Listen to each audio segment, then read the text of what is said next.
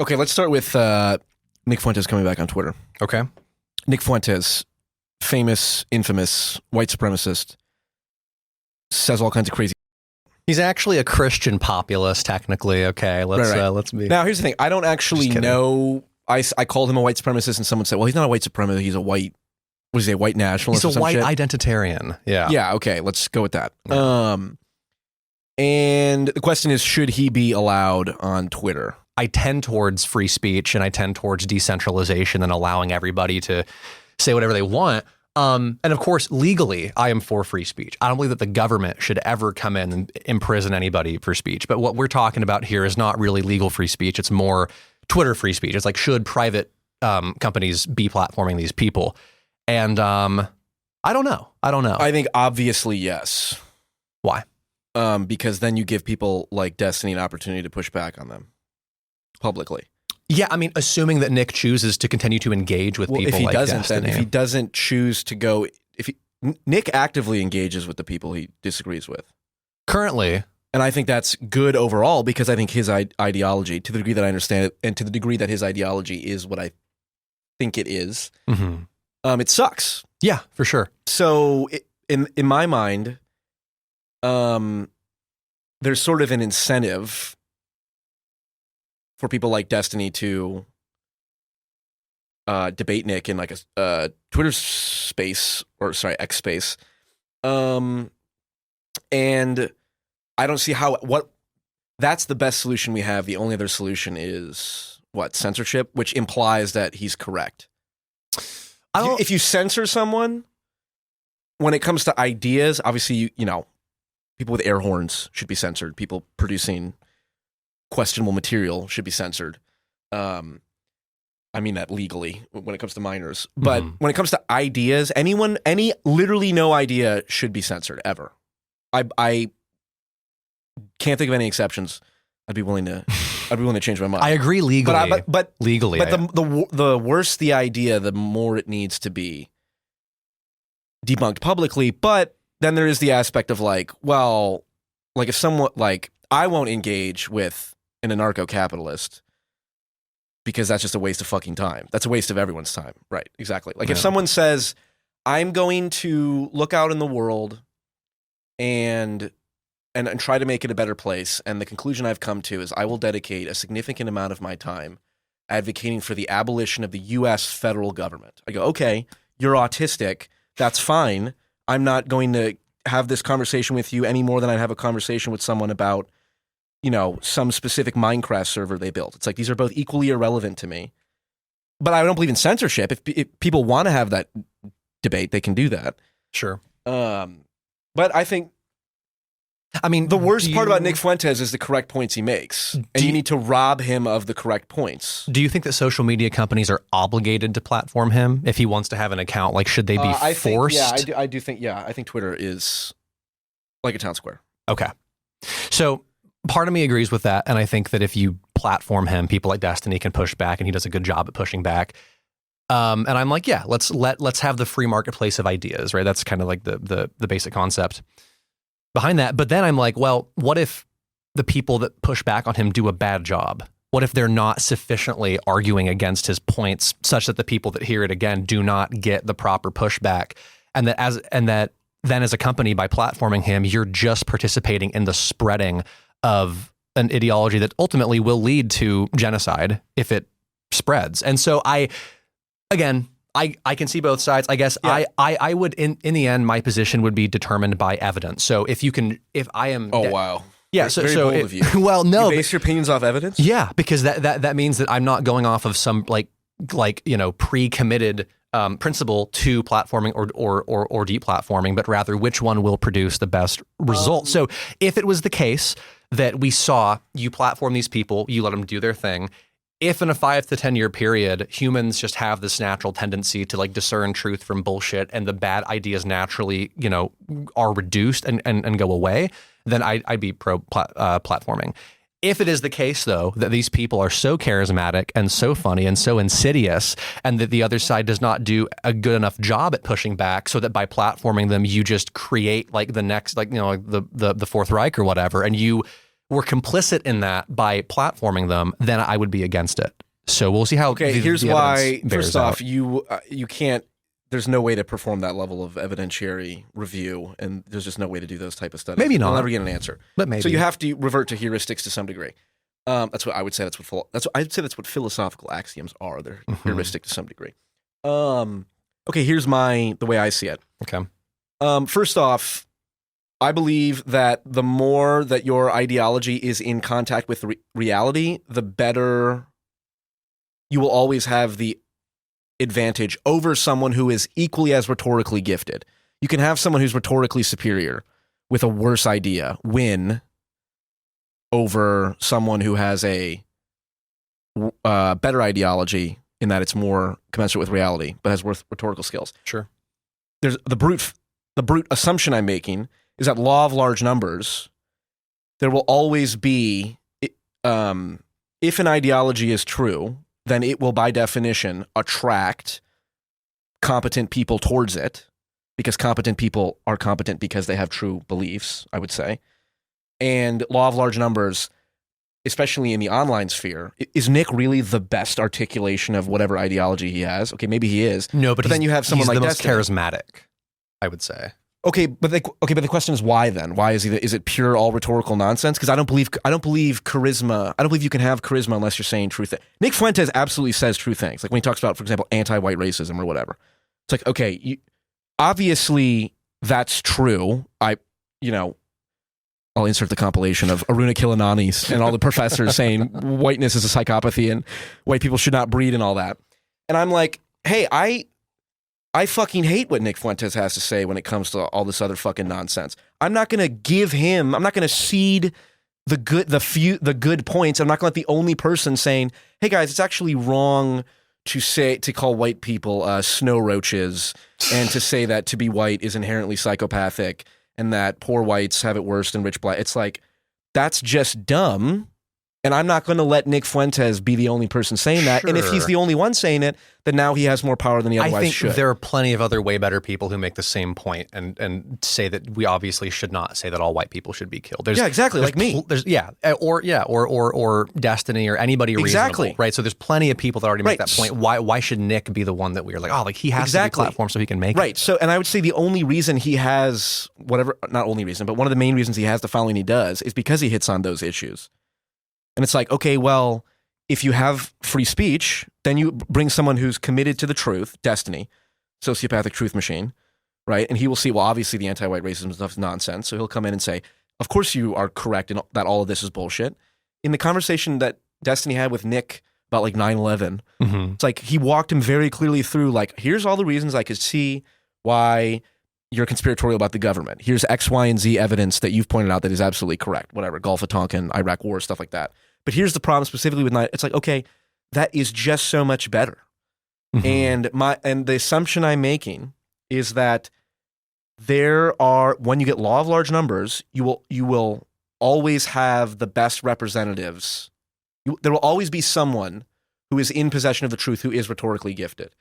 And especially in the online space where you have access to theoretically anyone, even, carpet cleaners in Nebraska, right? You pull from you sample the entire population, and if someone is lying, which I would say the fundamental criterion by which an ideology is bad is the degree to which it's not true, or that it requires lies to maintain. So if Nick Fuentes is lying, which I have to think of a specific example, but certainly all his fucking nonsense about Jews as a race, it's like, you absolute fucking moron.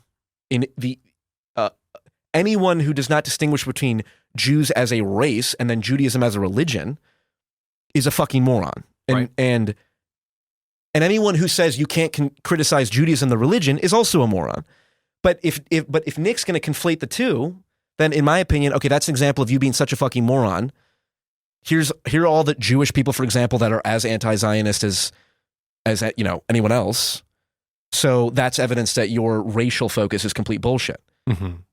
To me, that's the correct point, and being able to articulate that, I do have faith that people will be convinced. I do believe that people are able to discern the truth, assuming both people who, if they're watching a debate, are relatively equally matched rhetorically, and I think Mhm. Destiny and Nick are, and I think Destiny depends on the issue, but broadly has more possession of the truth. I would agree with that, but I don't know that I'm as optimistic about human nature and our ability to discern truth from falsehood, especially whenever it's not matters of fact, but matters of opinion, of like value, right? Because like truth claims can be true or false, but value claims can come down to like Nick can just say, hey, I just feel like white people should like have their own country. That's not a true or a false claim. That's just a preference that he's giving. And so, that's not subject to the same thing of like, oh, like the true idea will win out. That's just a matter of I think him having a shitty opinion that he's very charismatic in. Well, this is my thing is I think giving. like it's so self-evident. Like, let's have a white ethno-state. It's like that's the dumbest shit I've ever heard in my To life. us, that's self-evident. But there's lots of people in Germany in 1930 fair that enough. wasn't This is my self-evident. point. Right? This is my point. I would say I'd say 90% of Americans, at least. 10% would be unfortunate, but let's if I'm wrong. But 90% of people. Should we have a white ethno-state? How about no? That's the dumbest fucking thing I've ever heard. But that's why they don't say that. Okay.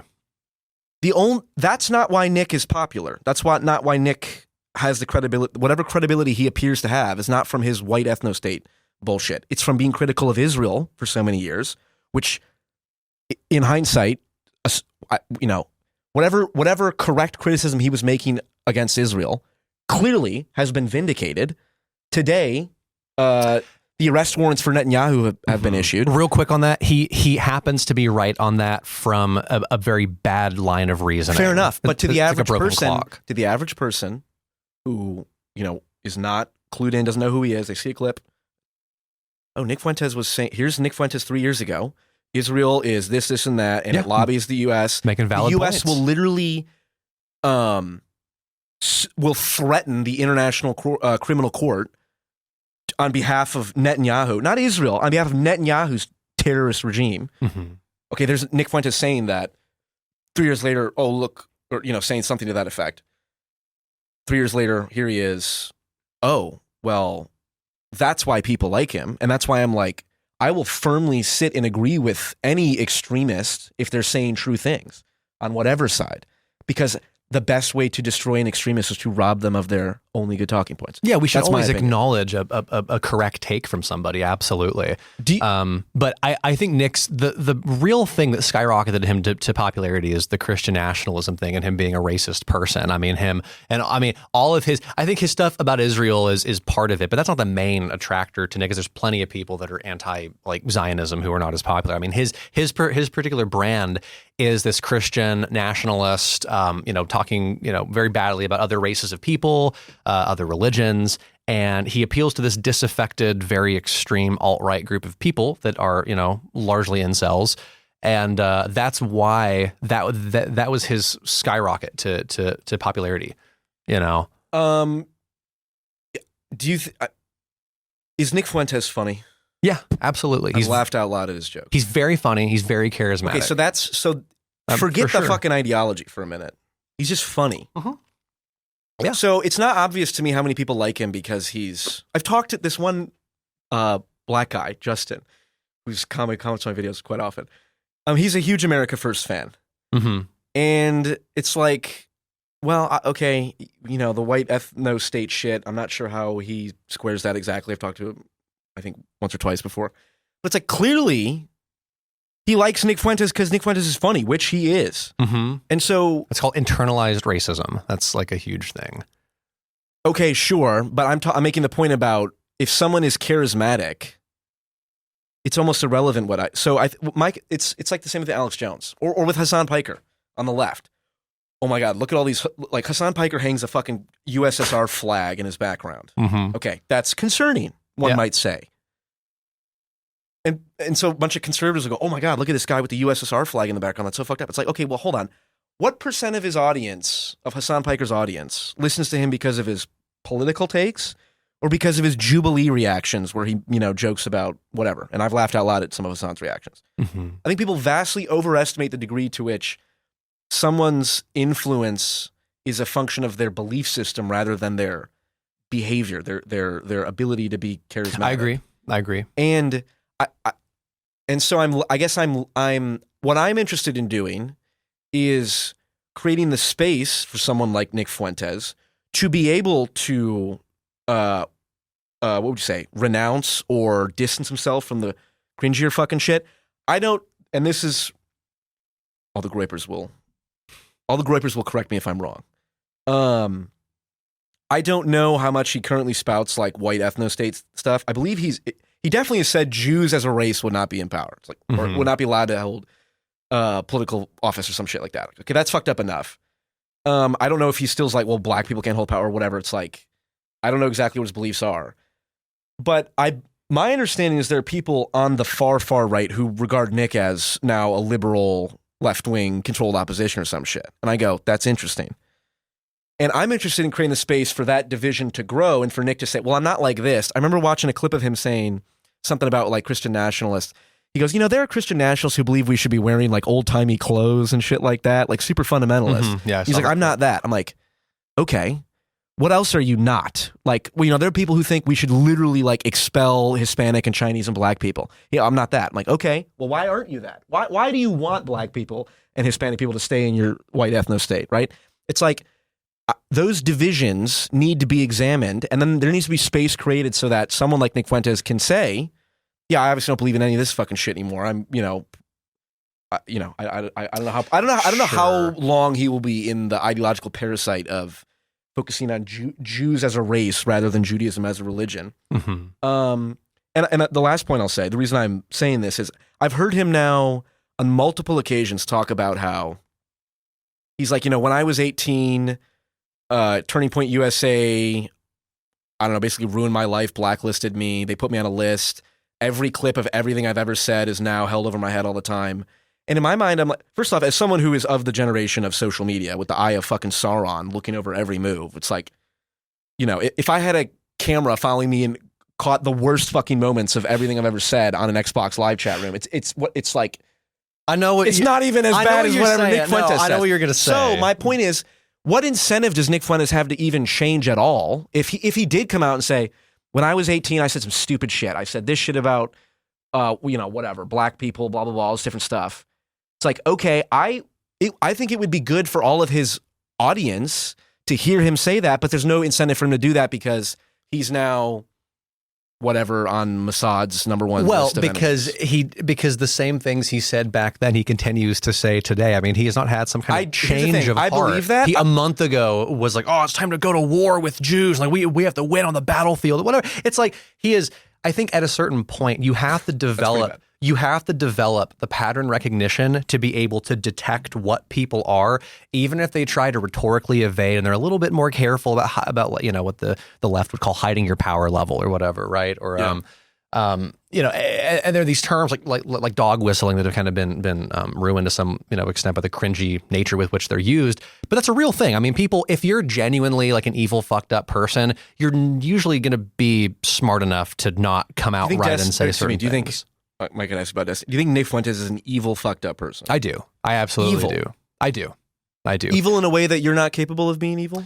Everybody's capable of any amount of evil, but I think the difference is what do you let capture you and what do you feed and what do you give into throughout the, That's fair. the years of your life. I think Nick is a probably narcissistic, and I think he like I was saying, his narrative, and he said this explicitly a few times when asked or when confronted on various things.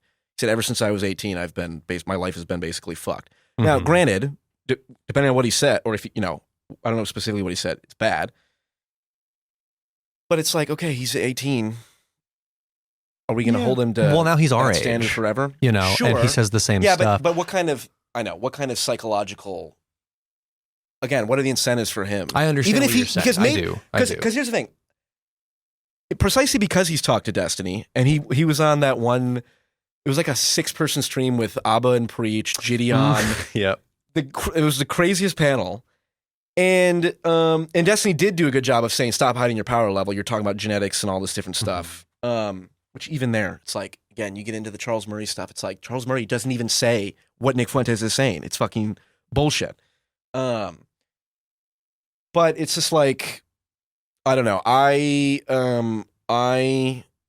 don't care if people want to say that I'm being too empathetic or being too stupid or what. It's like I believe someone has to be empathetic to the Hassan Pikers and the Nick Fuentes. I can feel empathy for a person like Nick Fuentes too. I'm sure that maybe you said he was evil. Well, yeah. But people evil is a strong word. Hamas is evil. People who are evil can be redeemed. The Israeli settlers are evil. Adolf Hitler was evil. I think that anybody you can change. I mean, you can have like a good redemption arc, but I think in Nick's case, with the extreme nature of what he believes, that's almost as extreme. Here's what I'll say, and then we can move on. As you can history is littered with people who we know them now as whatever, heroes or whatever, who started off as like hateful, awful, terrible people. Malcolm X, like, talked about like, a plane of white people crashed, and he was like, great, I hope it happens again. And then at the end, he was like,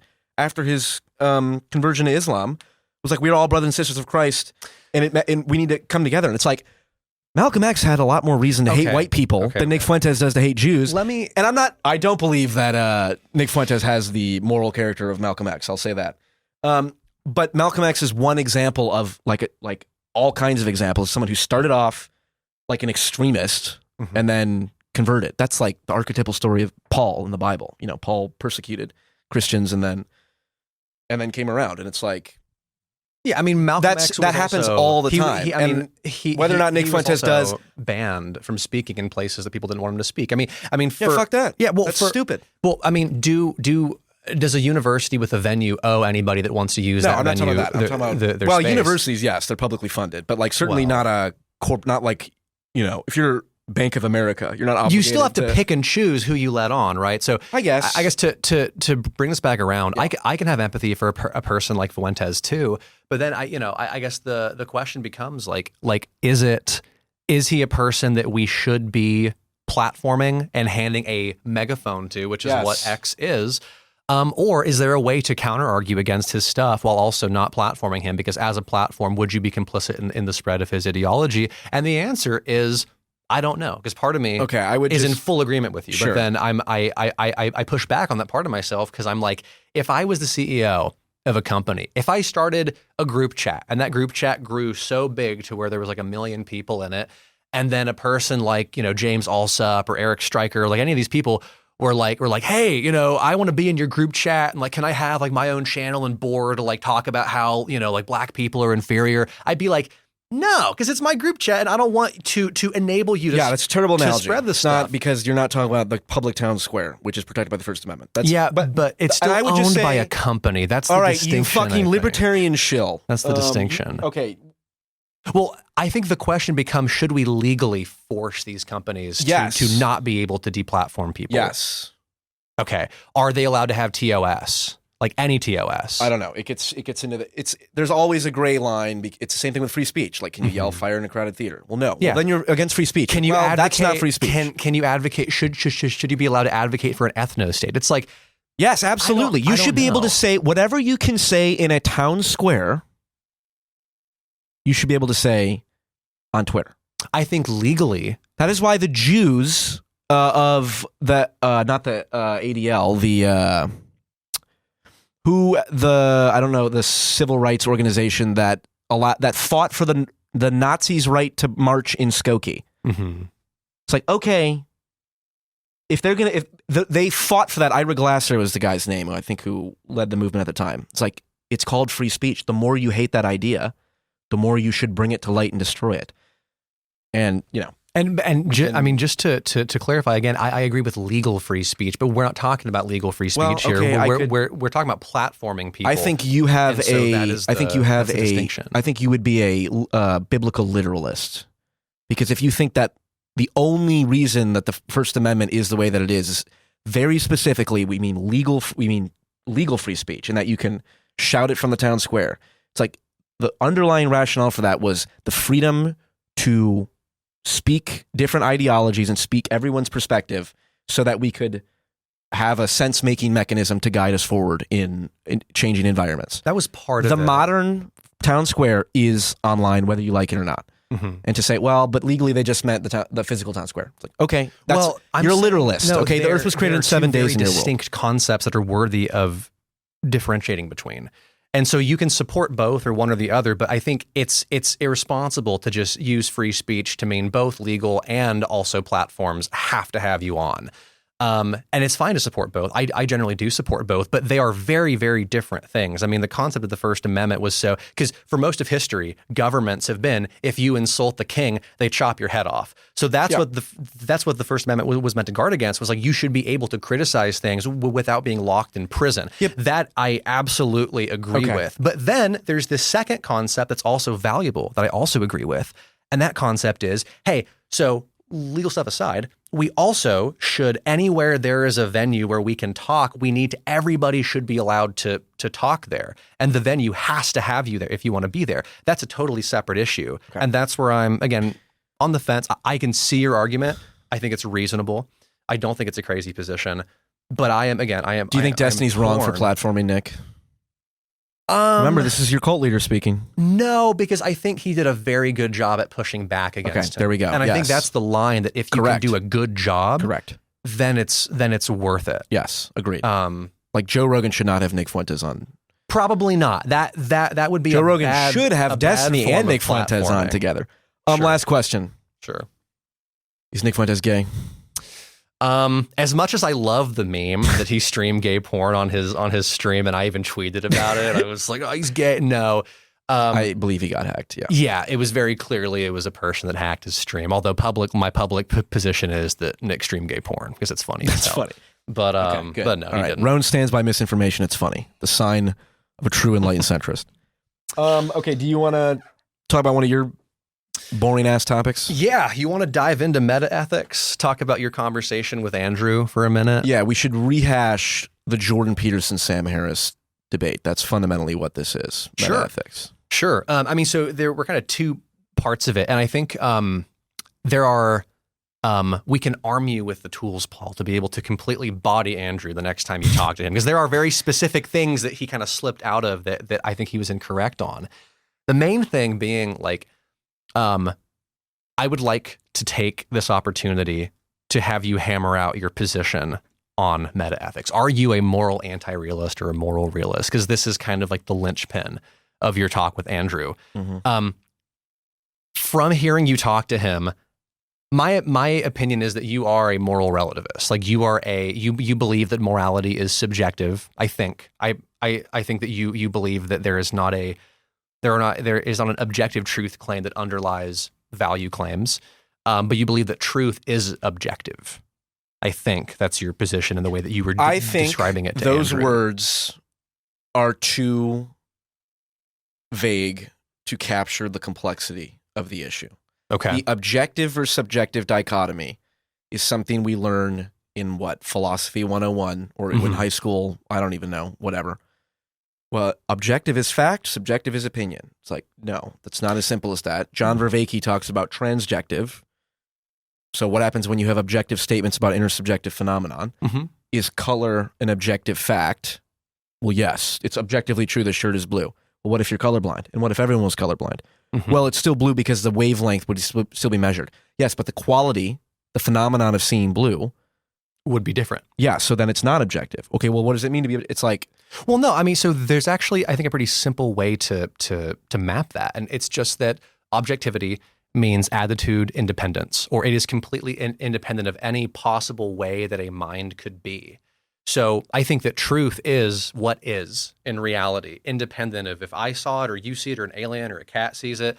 Things are what they are in reality. But then values are different because values have to be filtered through a judgment, right? Like, if goodness and badness, I don't believe exist in reality. Like, in objects, they're things that we project onto things given the values and the preferences that we have. So we call things good or bad if they're good or bad to us and to our group, say.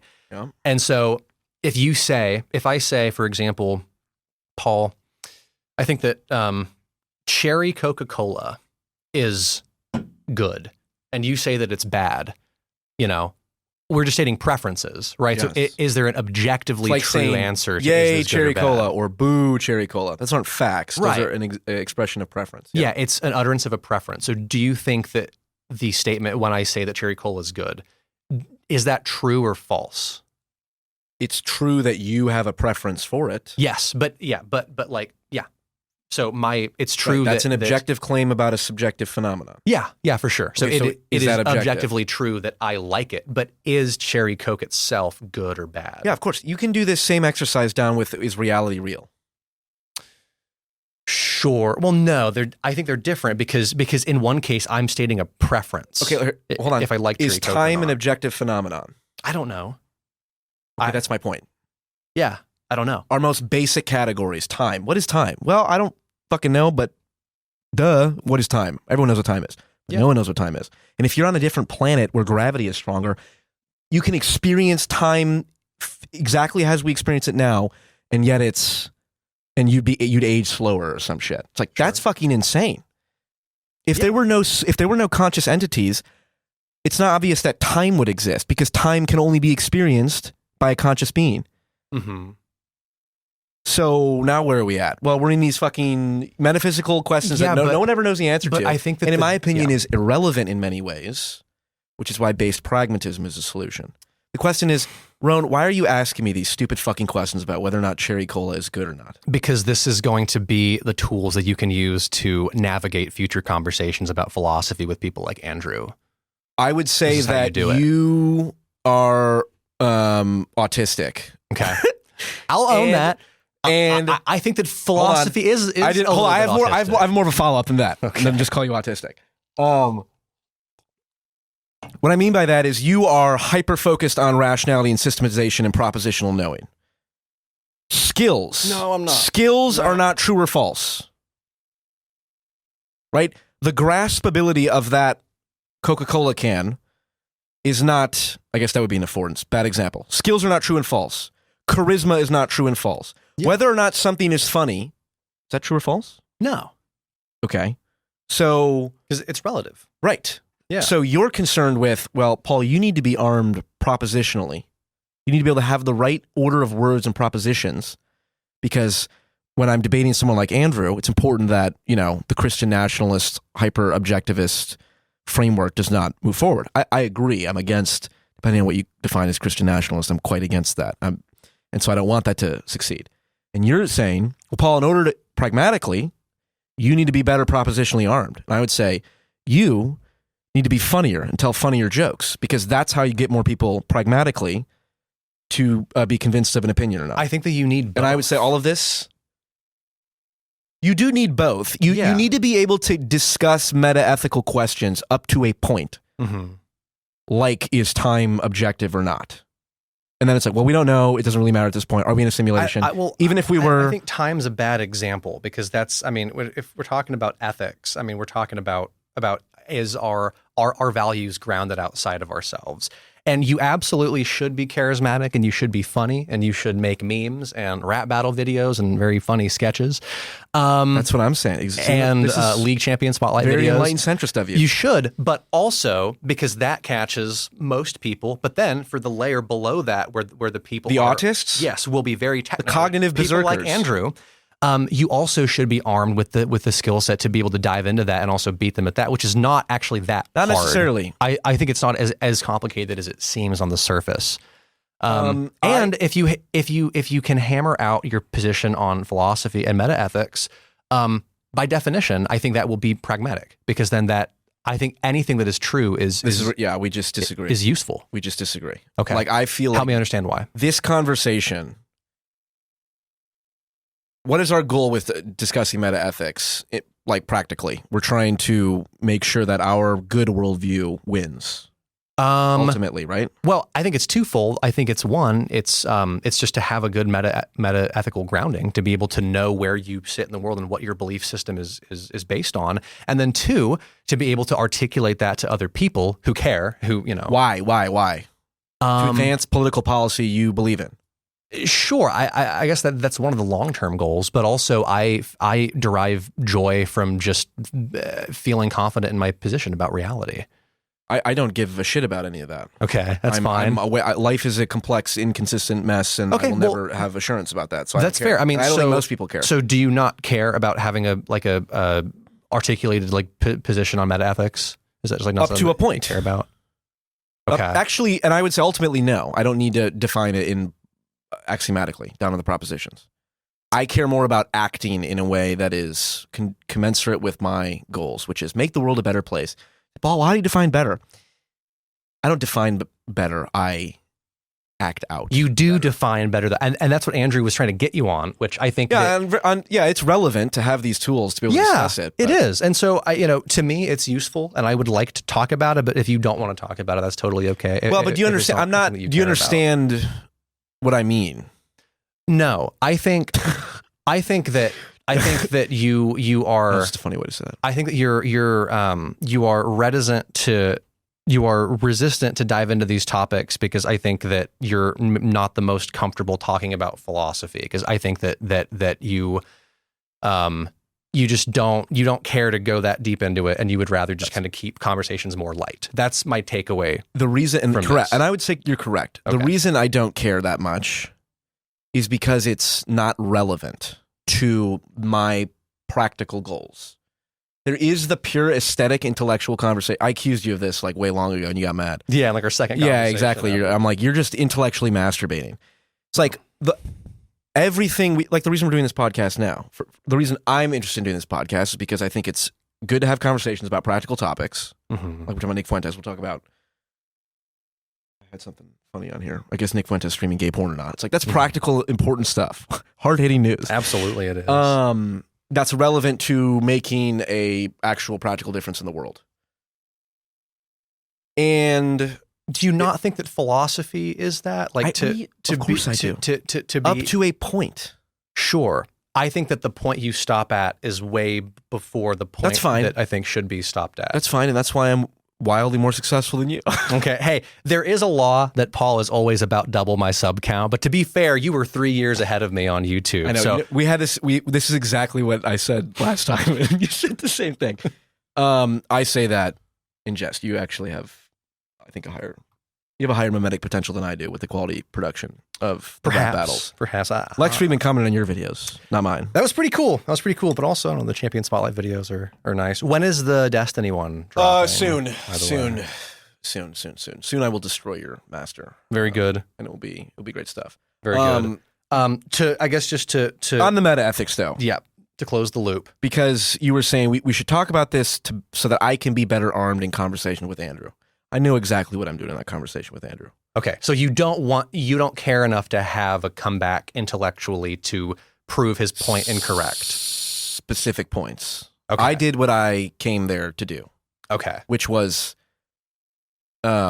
clearly identify the fundamental problem within the Christian objectivist paradigm, that there is so-called objective truth, that they are immune from the postmodern critique, that you can have an infinite interpretation of anything. Mm-hmm. And in my mind, because he said, well, go talk to a theologian about the differences between Orthodoxy and Catholicism. I was like, okay, fair enough. I do have to do that.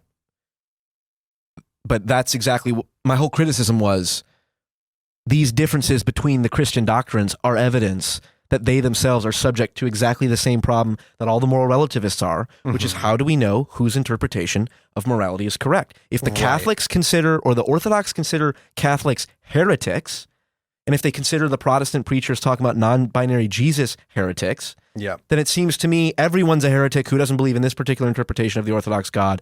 And then, of course, Orthodoxy is almost irrelevant in United States culture, so you might switch to Catholics. But then Protestants are the dominant force. So that was my point.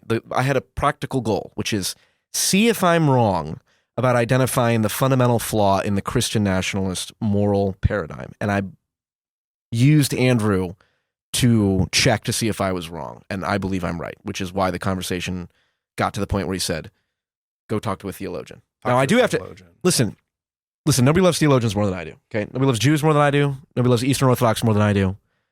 Nobody loves autists more than I do. If anyone wants to explain to me why the Eastern Orthodox canon is correct and why the Catholics are heretics,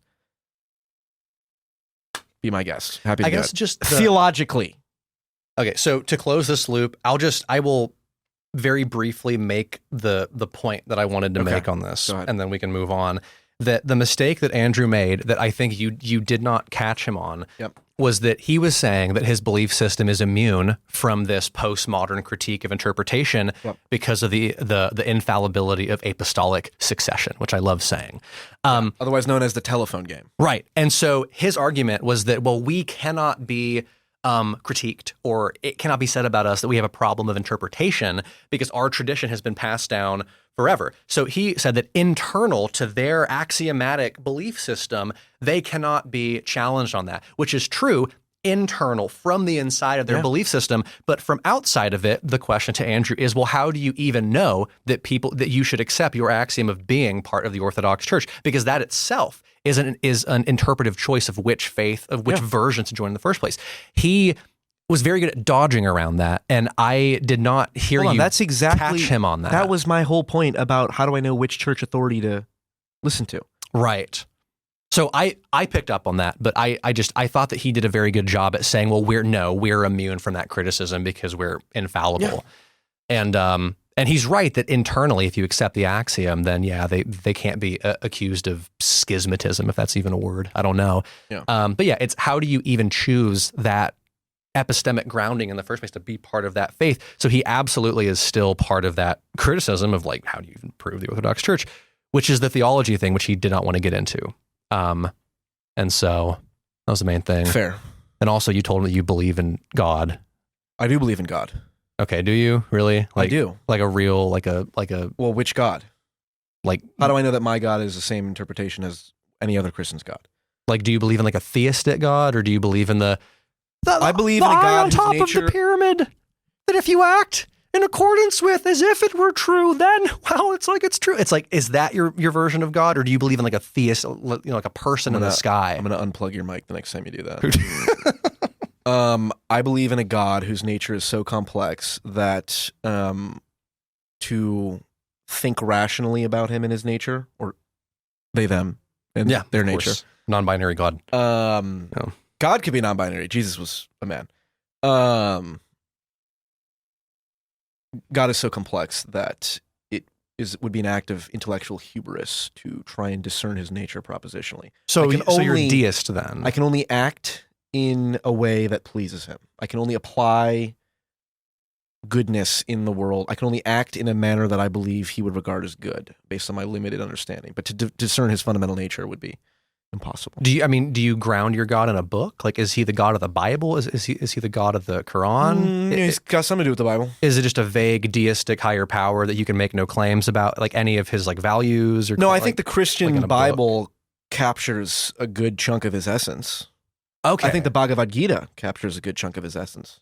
I think the Egyptian mythology and the many mythologies of old capture his essence. Okay, so you're not a theist. You don't believe in like a specific personal God. But why do you feel the need to put all these labels on me? Because that's how we understand things. Yeah, I'm an enlightened centrist. That's my label. It contains... actually, what I should start calling myself... This is what's going to happen. I won't bring it up, but Destiny tweeted, or there's a video of Destiny and how he said he's no longer a progressive anymore. Mm-hmm. This is just completely predictable, right? No one's dumber than the right than the left, right? Okay. As an enlightened centrist. Infallible law. I bring that up because I will not allow Destiny to call himself an enlightened centrist. That would ruin everything enlightened centrism is, because he sucks. He's a degenerate and he's lame. And Didn't you call him like a B tier enlightened centrist? Yes, he's an undercover cop for enlightened centrism. But if you're an undercover cop and you tell people I'm an undercover cop, that ruins the whole fucking thing. This is very true. Right. So I don't want his degenerate ass being mean, because I disagree with him, because I think he's too mean, to put it lightly. Who's he mean to? People in general, and I think the Palestinians, let's say. And so I don't want to call it enlightened centrist. But my point, the reason I bring that up is because inevitably, enlightened centrism, I'm going to have to exert more control over it internally. I need to apply gain of function mimetic engineering to it. And then once it's in the culture, it'll spread and take a life of its own. Once that happens, I'll drop the label of enlightened centrism, just revert to P.F. Jungian. And P.F. Jungian will encapsulate. So anytime someone asks me these questions, are you a theist? Are you a deist? Are you a libertarian? P.F. Jungian, baby. You're just a P.F. Jungian. I mean, weren't you from a lot of years though? You were the Jordan Peterson guy. He was like, "Oh, it's great to like be articulate, like try to like describe your beliefs as best as you can with Correct." words And then I write." saw how much that failed Jordan Peterson. Okay. Legitimately. Well, I don't think that's why He said, failed. do you not remember he failed because he went fucking crazy. He didn't fail because he believed in trying to articulate your beliefs. He just like turned to an old crank. Obviously, yes. When I say things like anti-intellectualism is based and logic is for nerds, I'm being you're being transgressive. Yeah, you're being kind of facetious too. I don't really mean that. I'm making I'm using a joke to make an extreme point. Yeah, because you use logic. Of course, you're of course. In fact, I would say I'm more logical than most. The truly logical person recognizes that logic is not an end in of itself. I would say. I agree. Okay. Yeah. So when you ask me all this deist stuff, I think you might be autistic. Have you ever been diagnosed as autistic? No. I think I want to go to therapy, and I did ask my therapist one time, way back. This was like 3 or 4 years ago. I asked him point blank, like, "Do you think I'm autistic?" And the truth is, I don't remember what his response was. Which makes me think it was no. Because I would, if he had said yes, if he had said yes, I feel like I would have remembered. Yeah, I think he asked something like, "Why did you ask me that question?" Which is, of course, fucking psychoanalytic jiu-jitsu. And I was like, yeah, because I saw this train and I really, really liked it, and then I thought I need to know more about trains. So just so I am, go ahead, wrap the. So I'm clear on something. Do you not want to have conversations anymore about like objectivity versus subjectivity, music, values? Is that not a thing that interests you at all? Or no, it does, so long as you understand the frame that I'm coming from. Which I think I do. There is a part of me that's like, we have hit this 3 times now in a row on 3 different podcasts for 30 or 40 minutes. Because you deflect every single time and you will never get into the conversation. What you see as a deflection, I see as a circumventing of an obstacle that you have because you're an undiagnosed autist. I don't think it's an obstacle. That I don't. I think it is just a hashing out of your belief system that is basic philosophy. Okay. I don't even think that it's that crazy or advanced. It's pretty straightforward. If one of us was colorblind, I don't know, this might not be a colorblind one, but let's say this was white, or this, I don't know what the fuck, this is gray, and colorblind people can't see gray, hypothetically. It's blue or whatever. To you, you see blue. To me, I see red. Right. We can argue all day long. The question is, who has better memes? Okay? All right. The rap battles or the champion spotlights? Or the champion spotlights. And I mean that unironically, that's a true test of who is in tune with reality more. It's not. There's many considerations, but that is fundamentally what's on it. Does that at least make some sense to you? I think that you are focusing on the meme thing. I think at the sacrifice of having a like a well thought out like philosophical belief framework. And I think that the memes are very valuable, and I love memes. My whole channel is just like shit posting. Let me be clear. Let me be very clear here. But nobody loves memes more than I do. Yeah, absolutely.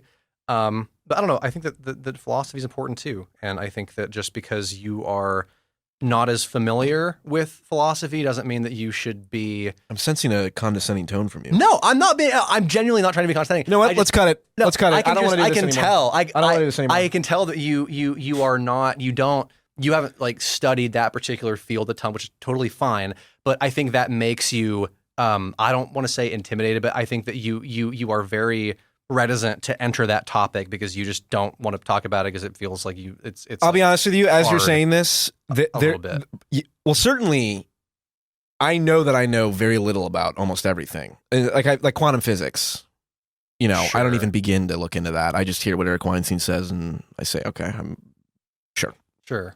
Rulers and protractors in many dimensions. I don't know what that there's means. Stuff so complex, it's not even worth trying to get into. Here's what I'll say. I used to have the opinion that philosophy was the biggest single waste of time.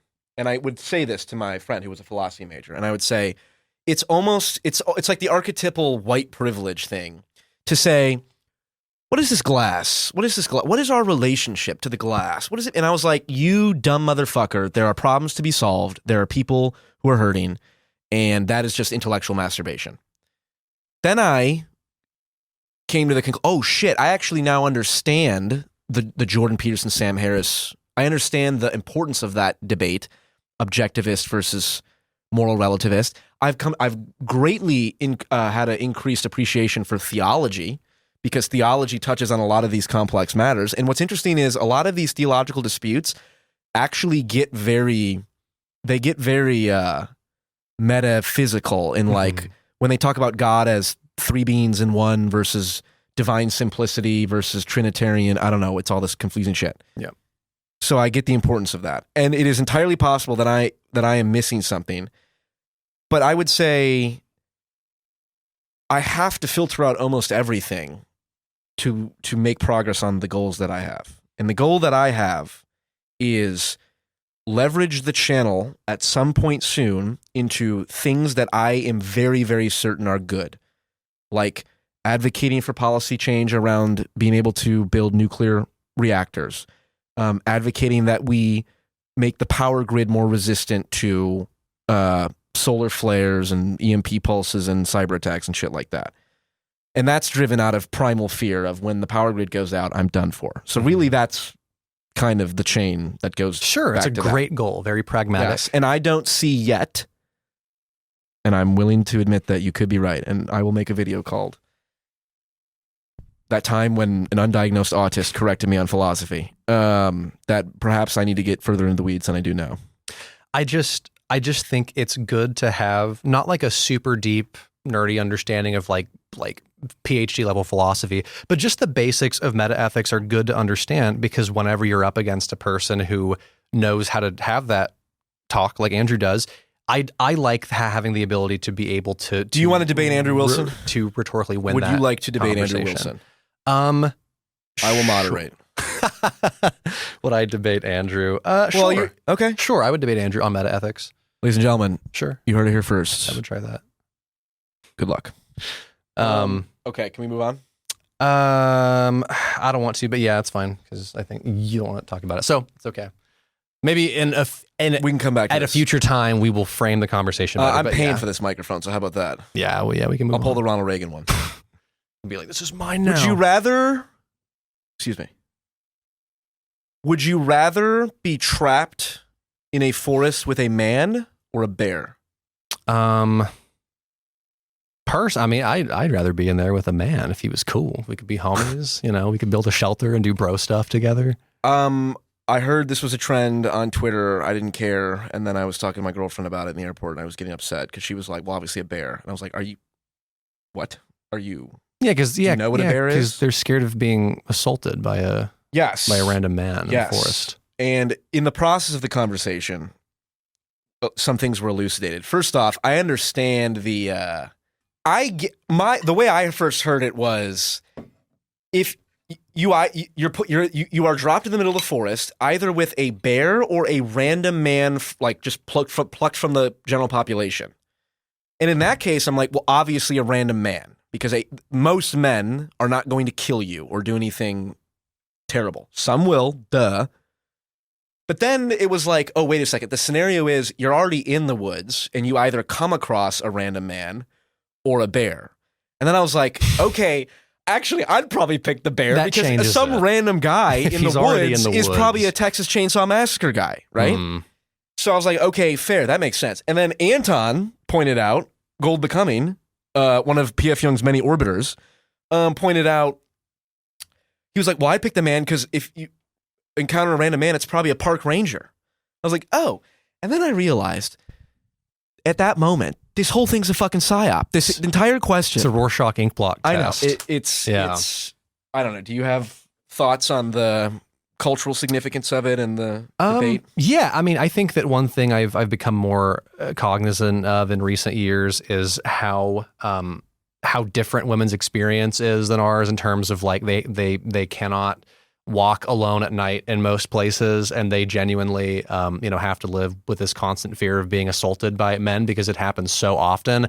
And most of my life I was like, maybe like 10, like 5% of guys or like less would be like a rapist, but it's a very, very high number of men that would take advantage of a woman. What do you if they think could. the percent of men that it is? I don't feel comfortable saying a number. I just know from stories that I believe you verbatim just said it's a very high number. I do think it's high. It's higher than 5 for sure. Percent? Yeah.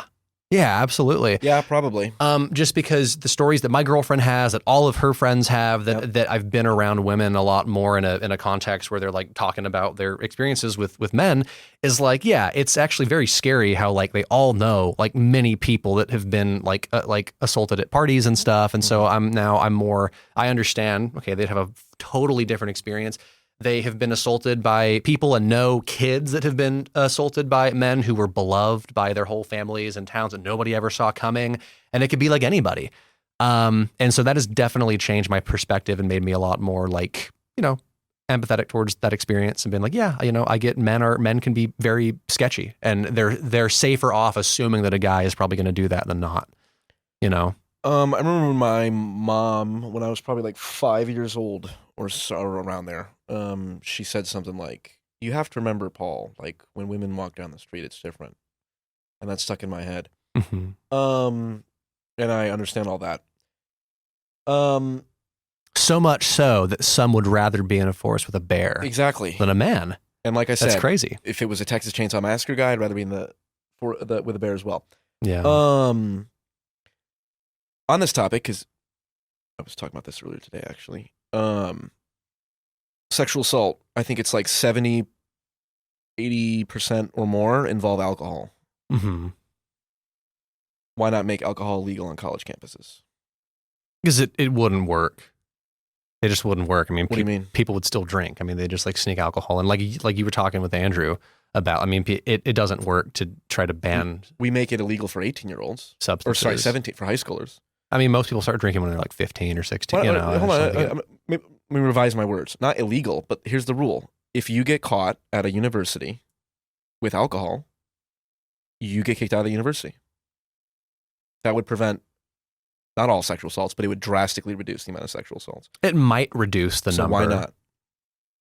I guess it would be the trade-off between the loss of freedom and potential benefits that drinking grants you versus the trade-off. Getting drunk and having fun, preventing sexual assault. Which one is more important? Preventing sexual assault. So let's make alcohol. Well, then why not ban it for all the whole country? Because then you do get into a prohibition style. Right. But I'm talking specifically on college campuses where sexual assault occurs quite often. Mm-hmm. Why not make it illegal? Or not illegal. Why don't the universities say any student who wants to be at a university, you're free to leave. It's not illegal. You can't drink. But if you want to be at a university and you are caught with alcohol one time, kicked out. It would absolutely reduce the amount of sexual assault. It would reduce it some amount. I'm not sure how much it would reduce it by. Me neither, but we do know the statistics around what percentage of sexual assaults involve alcohol. And it's very, very high. And I'll tell you, I worked at a bar in college, and I saw many, many, many couples, at least, let's say 100, I said probably 200 or more, but I saw probably 200 couples, guy and girl, almost stumbling. Let's say half of them were in a relationship. Okay, fine. Can boyfriend and girlfriend have sex if they're both drunk? Can you give consent when you're drunk? It's like, these are not easy questions, because I would say absolutely a boyfriend and girlfriend who are both drunk can have sex with each other, and that happens all the time. And if we labeled that the same as actual sexual assault, we are very much minimizing the problem of sexual assault. Mm-hmm. But then there are the people who just met at the bar or something like that. It's like, and I just remember thinking, it's like I probably just by statistics saw someone, leave the bar who later was sexually assaulted. Yeah, probably. So it's like, should we make it so while you're in college, you can't drink? I would say no. Actually, now that I think about it, I believe like Notre Dame is a dry campus, so there are colleges that actually do that, I believe. But I would say it's a tough fucking question. It is, and don't we already kind of do that? But here's the thing. Because the drinking age is 21 and college freshmen are 18, sophomores 19, 20, 21. They so get tickets. Still get by tickets. The time that they leave college. They get tickets, but why not kick them out? So you're just saying to possibly make it more punitive. Yeah. I'm open to that. I have never thought about that before. I have no idea. I don't have an easy answer. Maybe. I could, if you were not, if you were not a big drinker in college, and it's easy to be like, yeah, sure, okay, fine. Mm-hmm. But, you could make the case that, well, this is the opposite case.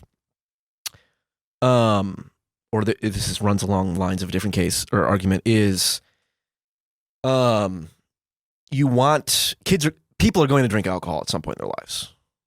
That's why prohibition doesn't work. Mm-hmm. So you ideally, when kids are going to experiment, when 18, 19, 20-year-olds are going to experiment with alcohol, you want them to do it in a setting that it's at least somewhat controlled. And arguably a university campus is more controlled. I was in a fraternity. I believe all the rules at every single university now are anytime a fraternity has a party, there is someone at the door checking people in, checking like when they leave and all that. It's a very systematic process. The university has complete visibility. They can walk into the parties anytime because they're technically campus that's organizations. Smart. That's smart. I agree, which is why I'm against people say we should ban fraternities because that's where all the sexual assault happens. Like you've just pushed that into the fucking, sheds out in the fucking woods or whatever. So I think the argument against making it, have the universities being more strict on it is this is a part of life and it's better that gets hashed out, we could say. Yeah. And it's like, well, are we willing to risk massive amounts of sexual assault for that? It's like, well, given the fact that we haven't done that, the answer appears to be yes. Mm-hmm. And yeah, that's very interesting. I don't know. Yeah, it's just about the traight-offs and what would produce the and the better reason I bring this result up is because it's like I won't name her name. One time a girl told me that she worked at a restaurant one time, and I think she was like 16 or something, maybe even younger, 15, 16. I don't know if you can work at 15, so maybe 16. And some guy said something about like, I would choke you or whatever. And this is like some 30, 40-year-old massive guy. Oh, It's wow. like, Jesus fucking Christ. I remember that thinking like, okay. Yeah, 3% of the population are psychopaths. Mm-hmm. Just biological fact. Or that varies around that or whatever. So like, yes, and men are worse than women when it comes to physical aggression, all that shit, which is why all the people in prison are men. So that obviously is actually a real thing. That yes, it's easy to hear and cognitively empathize, and then you hear a story of that, and it's like, that's fucking insane. Yeah. But I've had conversations like, well, why not ban alcohol? And it's kind of like, yeah, it's not an obvious answer. And I do think the answer is because alcohol is a part of our society, and you need to learn how to deal with it, and all of that. Yeah, and would the punishment be worse than the crime? Like, would people who drink and do it innocently get thrown in prison for life or something? Where, like, would that end of itself be a worse result than the gains that we would make? Yeah. Very interesting question, though. Yeah. I don't know. Would you like to talk about some libertarian bullshit? Yeah. Labor stuff? Yeah, labor. Because you're kind of you're what we call a progressive economically, right? I am an You're one of enlightened those- centrist, Paul. Oh, are I don't know you? why you would Have ever you adopted the term accuse me. officially? I will allow you. I'll include you in the enlightened centrist tier list next. I'll include you in the PFN Orbiter tier list. Wow, okay. And then What an honor. the enlightened centrist tier list to follow, the 2024 enlightened centrist tier list. I'll call myself whatever label I need to call myself around people to be in their good graces. Because although the terminology shifts, right, the substance of the beliefs do not shift. So that's why I might say that's very pragmatic of you. I can say I am rhetorically a chameleon, but I would say that I never change my underlying beliefs when I get into substantive issues. So for the purposes of this conversation, I will call myself an enlightened centrist. Okay. Which you have called me a couple that. times. Yeah, that's fair. That's so fair. maybe I'm an honorary one. What economic bullshit do you want to talk about? Because I listened to your audiobook about how market fundamentalism sucks. It was a total psyop. You and I agree on all this pretty much. Okay, cool. I just sent you that just in case there was extra history that would be fair. like, oh, wow, that's crazy. Do you want to watch this 2-minute clip from Milton Friedman? Milton fucking Friedman. All right, let's do it. Because here's the thing. Let's do it. I used to be a huge Milton Friedman fan. Mm-hmm. We all were at one point. Yeah, Milton Friedman, the original Ben Shapiro, in terms of just facts and logic. Yeah, man, the pencil video. That shit was exactly. I'm like, this is literally... Meme. And here's the thing, and that's partly why, going back to the meta ethics thing real quick, of why I'm like, the propositional, it's like, I believe Milton Friedman's libertarianism is entirely propositionally, logically consistent, coherent, built off the axioms. The axioms are relatively good, but it's not comprehensive. They're valid, but it's not sound. Here's the axiom that he brings up. Or what, how would I say this? Capitalism is the worst system except for all the others. This video has 3.4 million views, and it's like Milton Friedman talking about his fundamental belief. Okay. Let's hear it. I'll edit this in post, so we can just play it, and it'll be fine. Okay. When you see around the globe the maldistribution of wealth, the desperate plight of millions of people in underdeveloped countries, when you see so few haves and so many have-nots, when you see the greed and the concentration of power within, did you ever have a moment of doubt about capitalism and whether greed's a good idea to run on? Well, first of all, tell me, is there some society you know that doesn't run on greed? You think Russia doesn't run on greed? You think China doesn't run on greed? What is greed? Of course, none of us are greedy. It's only the other fellow who's greedy. The world runs on individuals pursuing their separate interests. The great achievements of civilization have not come from government bureaus. Einstein didn't construct his theory under order from a bureaucrat. Henry Ford didn't revolutionize the automobile industry that way. In the only cases in which the masses have escaped from the kind of grinding poverty you're talking about, the only cases in recorded history are where they have had capitalism and largely free trade. If you want to know where the masses are worst off, it's exactly in the kinds of societies that depart from that. So that the record of history is absolutely crystal clear, that there is no alternative way so far discovered of improving the lot of the ordinary people that can hold a candle to the productive activities that are unleashed by a free enterprise system. But it seems to reward not virtue as much as ability to manipulate the system. And what does reward virtue? You think a communist commissar rewards virtue? You think a Hitler rewards virtue? You think, excuse me, if you'll pardon me, do you think American presidents reward virtue? Do they choose their appointees on the basis of the virtue of the people appointed or on the basis of their political clout? Is it really true that political self-interest is nobler somehow than economic self-interest? You know, I think you're taking a lot of things for granted. And just tell me where in the world you find these angels who are going to organize society for us. Well, I don't even trust you to do that. Here's what I would say. The last thing about tell me where are we going to find these angels to organize society.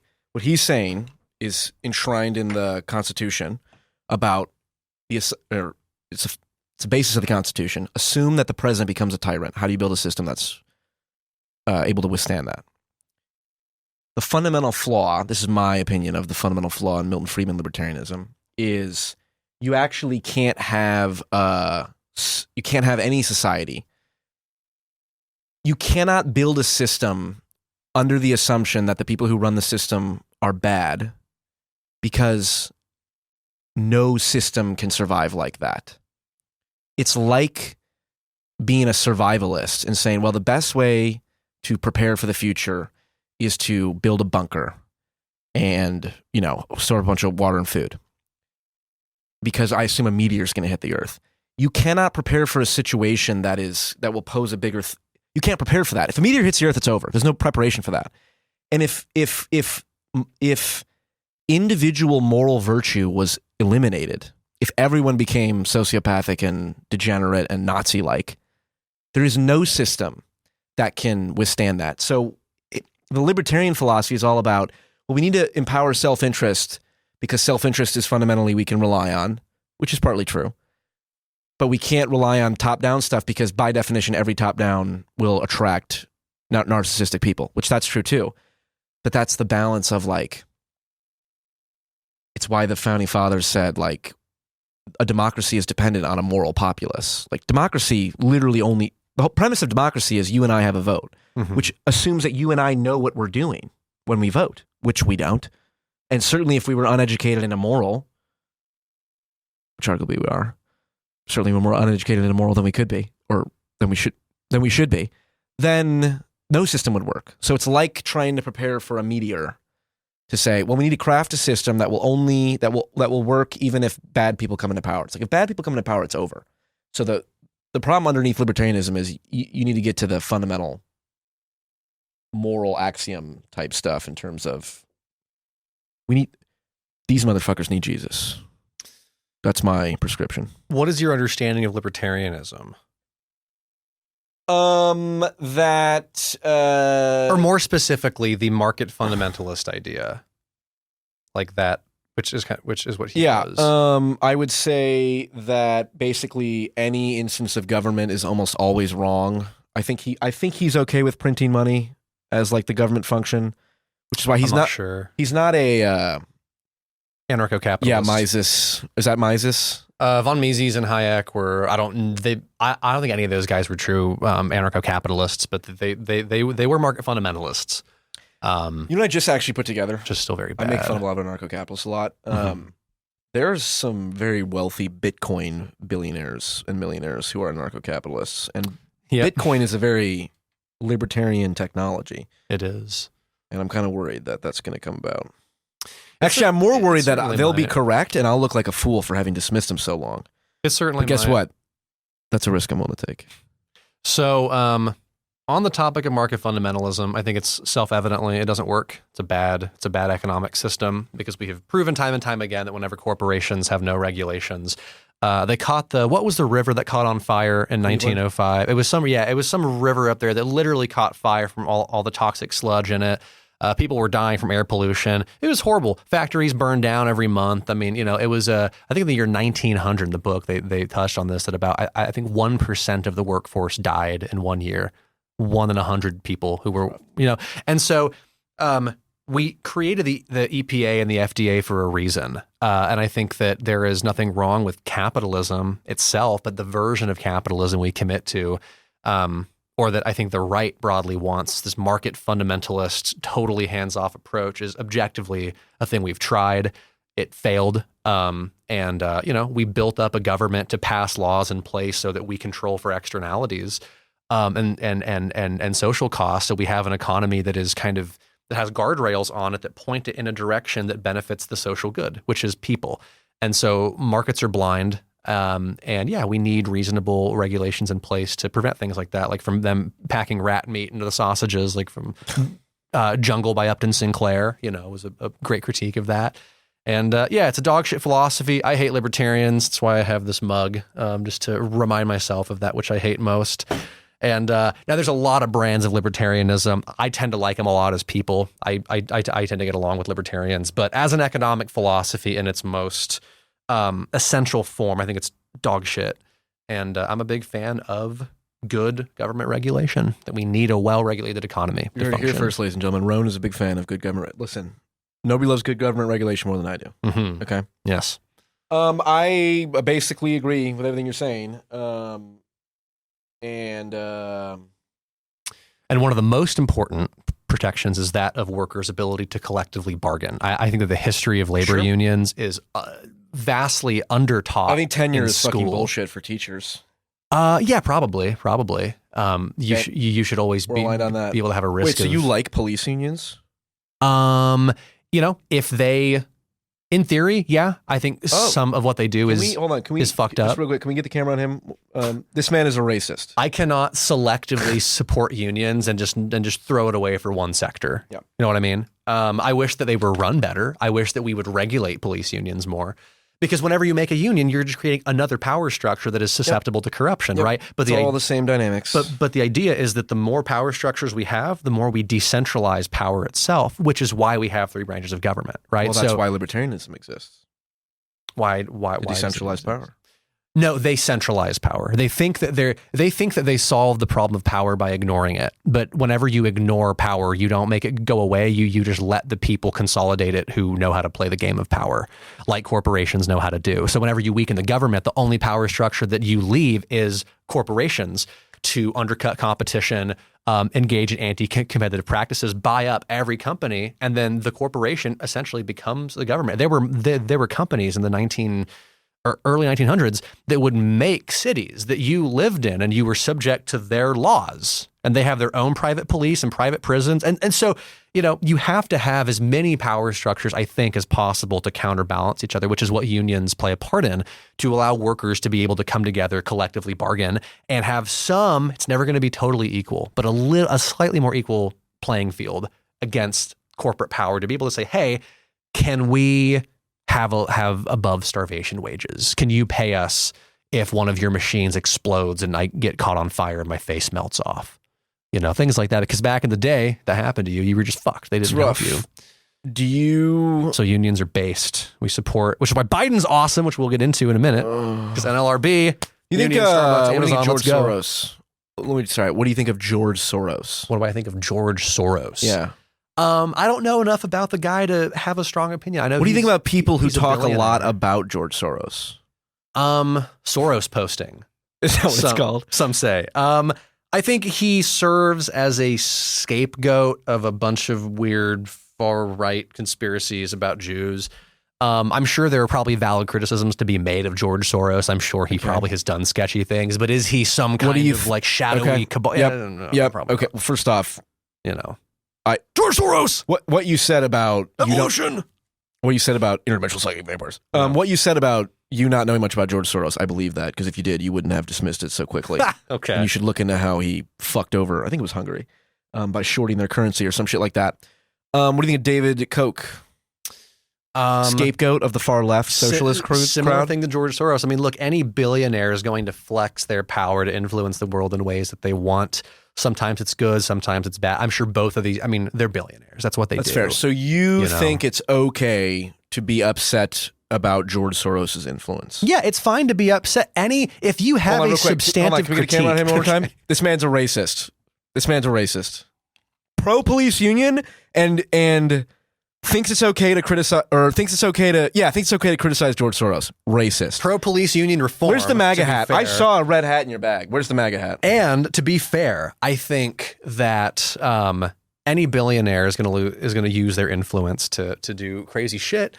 But yeah, if you have a substantive critique of somebody, and this is the problem with conspiracy nut jobs, is that they keep their criticism so vague that they're unfalsifiable. Another philosophy term that Paul's going to be scared of. But they keep them so vague as to be, you can never pin them down. You can never prove them right or wrong. And so they get to live in this fantasy world of bullshit where everything is the Jews and everything is whatever. But here's the thing. Sometimes conspiracies are real. People conspire, right? So if you have a substantive critique, Sometimes it is the Jews. Yeah, I don't know. In Israel it is. If you have a critique that you can back up with evidence that is not, so you didn't get from your, source crack pipe, that's totally fine. If George Soros has done a bad thing and you can provide receipts, great. But just this vague bullshit that people do is like, no, it's not. That's not. That's fair. How do you feel about BlackRock and Vanguard using my retirement funds in my 401k to buy stock that they then get to decide how the voting shares are used, and then they use my voting shares as well as everyone else's voting shares to implement DEI policy about making sure that X% of a company's workforce is Great black. job at packing a question with like 4 things. Well, what? That's one thing. How do you feel about BlackRock and how do you feel about the ESG industrial complex? I don't have enough knowledge about ESG to comment. What's the point of you being progressive and economic left if you're not even going to address the single biggest obvious problem with capitalism, which is BlackRock and Vanguard? Because I care. Well, so that's not the single most obvious problem. That's one of the obvious problems. I have a lot of problems with things at BlackRock and Vanguard too. And in terms of ESG and DEI stuff, I mean, there's good and bad elements of the pro and con arguments of those things, especially how they're implemented.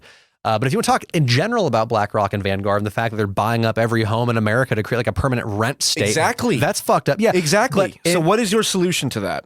Government regulation? Yes, regulation. How do you regulate it? You pass laws that stop them from doing it and you break them up with what is the specific law laws. says? A single financial institution cannot own more than like 500 houses at a time or something? Because that's a law that's currently being attempted to be passed. Guess what's going to happen? They're going to divide bunch of into shell many companies. Right, but then so there are ways to trace those to some master thing. Look, I don't know the specifics of exactly how you would do it. There's probably people that have studied this their whole lives who have PhDs that know how to exactly craft like the 200 laws it would take to pin them down. It sounds like you're intimidated. Let's say it's a level of depth that I find autistic, and I don't want to. Fair enough. I accept that's a valid answer. When you get to the point where that's not a valid answer. Hold on. No, actually, it is. When you get to the point where you now have an audience with which to engage in actual activism, now you have to decide what specific policy in what city, in what place are we pushing for? Then you actually have to do the question of like, all right, is this actually good? So my answer, we'll cross that road and get there. Right. So my answer is not that the question is pointless or that it's not worth knowing. Like you said, my answer is that I currently have not gone to that depth, but I would love to go to that depth if I was offered it by somebody. I just need to buy the bullets for my gun, and then I'll figure out who I need to shoot later. Okay. That's how I see it. Walk me through that. What does that mean? You need to buy bullets for your gun. Just prepare now.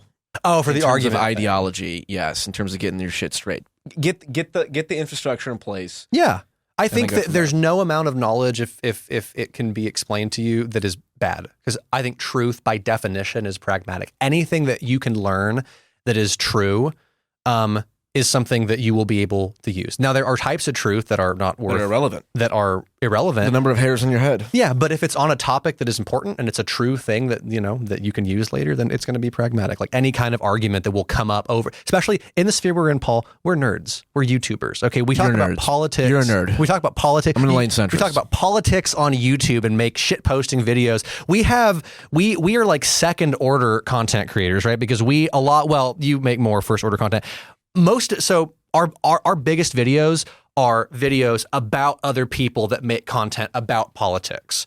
So that's like saying every philosopher is second order because they all talk about other philosophers' ideas. It's not a bad thing. I'm saying in our field, we're in a nerdy field. This stuff is going to come up time and time again. So if there is an area that you're going to touch a lot, I think it is. There's an area I'm going to touch a lot. I think it's probably a good thing. I bet you will.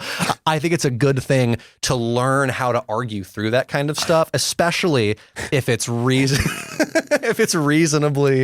not super deep. But we will at a future time. We will dive into the meta ethics thing, and I'll pin you on it. Okay, Paul. That's fair. If you're going to touch on an area, then I'll pin you down, Paul. That's fair. I was going to ask you something brilliant. All right. But I forgot. Did you, real quick, we got about 15 minutes here. Did you see that the entire field of evolutionary psychology was debunked? 2 days ago, apparently. Hallelujah. Video essayists. I don't trust them because they don't get into disagreements with people. I don't even want to say debate because I think debate has too much of a spectacle connotation, but like if you are not willing to publicly discuss your ideas with people who disagree with you, you are a coward by definition. Possibly Noah Samson, when he made this whole thing about Vosh, and then he talks to Vosh and he breaks down and like almost started not crying, whatever, but he's got very...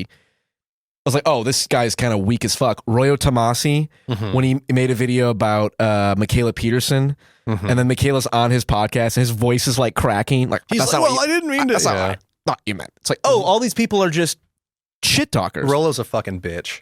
I agree. Yeah. But I think her name's Mooncat or Mooncat. It's one of them German accents. One of them two dots over that. Yeah. Which I don't like getting near. There's too much, a little bit of that. A little bit of that. And she said she debunked the whole field of evolutionary psychology, and obviously I have not watched the video, which puts me in a glorious position to criticize it. We should watch it on stream and review it together.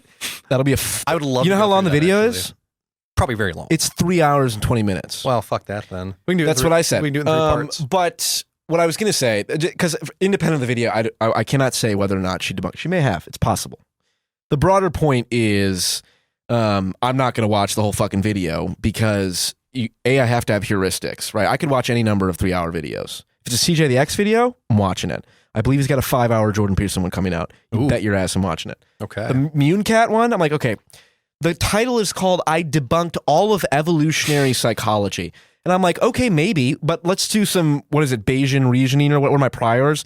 What is the probability that someone on the internet who doesn't know, who has no background in evolutionary psychology, as far as I know, has made arguments that none of the 15 people who are like PhD professors have ever heard before, and therefore she's uncovered this master secret that's like, oh wow, I guess they all just don't know. Well, Paul, and it's the and her timestamps are all in the video, and it's like evolutionary psychologists don't know how brains work. It's like, really, they don't know how brains work at all.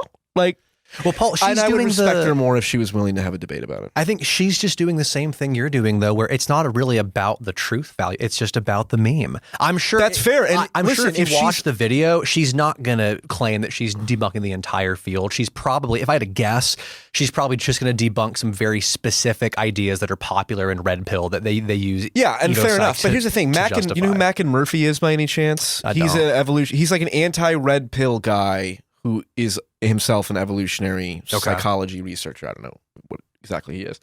I'd love to hear his response on his entire field being debunked, because that's kind of embarrassing for him then. Yeah, who responded to your tweet with the 150,000 followers? That was Jeffrey Miller? Yeah. I said, I would love to hear Jeffrey Miller's response to this. And he said, what did he say? He said, I don't respond to termagants or something like that, which as a Warhammer 40K player, that's a Tyrannid unit, which is like the hordes of insects. I believe termagant. And I looked it up, and I believe termagant meant something about an overbearing woman. But a harsh-tempered or overbearing woman. Oh, okay. And you know what? If there is such a thing as a harsh-tempered, overbearing woman, then perhaps the woman saying, I debunked the entire field of evolutionary psychology might fit that description. I don't know. I might watch it. We'll see. But the bigger issue is just video essays in general of just... It's just like, I'm not going to... I don't learn... You know what a viewer once said on a stream one time? He goes, books are an echo chamber. Like, holy fuck, that's deep, bro. That's much deeper than I thought. There's some truth to that. There's some truth to that. There's enough truth where it's like, in my opinion, I have learned the most. The moments where I feel like I've gained the most insight, or I've learned something in particular, or like something clicked for me, has been in debates between, and I don't mean fucking blood sports debates. I mean conversations. Yeah, Jordan Peterson, Sam Harris, Eric Weinstein, Richard Dawkins.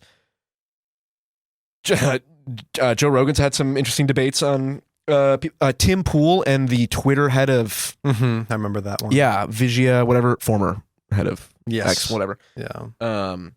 So yeah, I don't find video essays compelling, because the whole time I'm like, it's so easy to just create a video that says this is the case. And like, given how complex the world is, it's like, that makes sense. There's a million reasons why this could be wrong that I just don't know. And I would rather trust someone who disagrees with the person making the video essays to be able to articulate those, and then I can evaluate those. Going back to the very beginning about the importance of debate and all that. But yeah, I mean, there's utility in both, right? So the advantage of long form things like books or video essays is that you can have an entire idea from start to finish with all of the details and the roads, which is good. Yes, but then I agree. If the person is unwilling to ever have a conversation about it where it can be corrected in real time, that's bad. But then also the disadvantage of the real-time corrections are that those conversations can get so bogged down and so like a mile wide and an inch deep, to where you never can delve into the substance of the disagreements that have to be done in long form. So, I mean, I think ideally, the best way to get at truth is to have a bunch of really long form things that can have a back and forth. yes, But that's the most boring slog. Almost like what we do we talk about metaethics every single time. Yes, and you've dodged it every time, which I'm not that upset about, but I just want to point out that you have dodged it every time, Okay, well, hold on. and I don't fault you for that. Minutes. But eventually we will talk about I'll it. give you. We talked about man versus bear. Mm-hmm. Are you worried about AGI going to killing us all?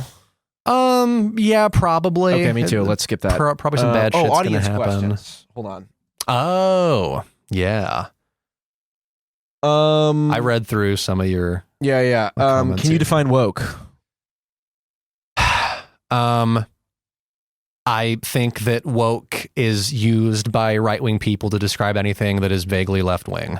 generally. That's fair. If you want to I'm give cool with there's like a bad version of it, a good version. If you want to call woke anything progressive, if you want to call woke only the bad parts of the progressive movement and like make it a pejorative, if you want to say woke is the whole thing. Do you that use the term woke has a ever? good and a bad?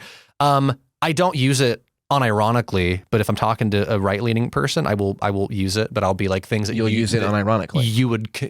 I word it like things that you would consider woke.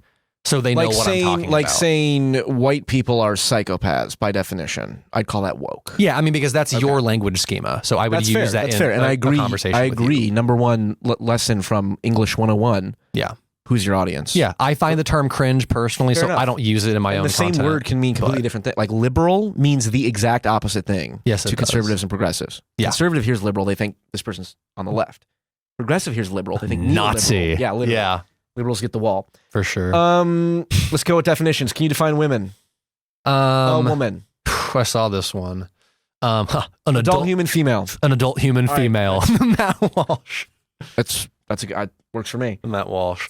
No, I mean, I not to deep dive that one. I think a cis woman is an adult human female. That's what they mean. A trans woman is a person who has enough hormones and things to be able to socially live as Look like an adult human female? yeah, more or Okay, less. fair enough. More or less. There's depth to that, but that's the quick answer. You ever seen One Piece? I've seen a couple episodes. Is that an anime? Yeah, with the comparison that I gotta watch it. that Hassan made to I've seen one episode. the Houthi pirate. And he said he was like Luffy, I believe. He's like, oh, bro, you just like Luffy, oh my dude. God. We should Yeah. bring on a Houthi pirate. Okay, dude. If you can book him, let's book him. Let's bring him over. We'll fly him. live. FBI comes in. We got you, motherfucker. Yeah, Give Israel back their perfect. dreidels. I'm upset we didn't get to touch Trump versus Biden, and it's too late now. But we'll live stream soon, and we can Listen, we'll touch do that. We'll touch Joe Biden. Sorry, we'll touch on Joe Biden and Donald Trump. We'll touch Joe Biden. all right. Okay. He'll touch us Um. as he sniffs the back of all your right. neck very gently. Well, what